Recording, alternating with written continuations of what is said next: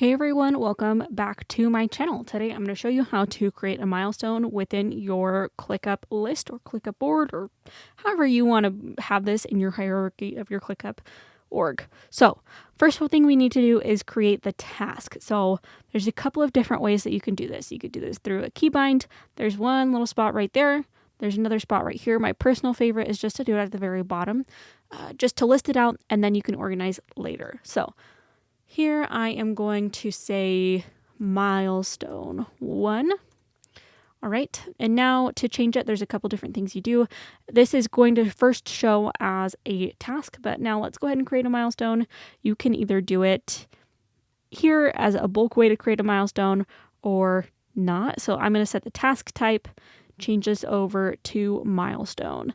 So that is one way to do it, and from here you can create your different dependencies to reach that milestone. So I am going to go into this task and show you a different way to do it. So we are in the task that we have just created, and we can go over here to task type, and you can change it to milestone there.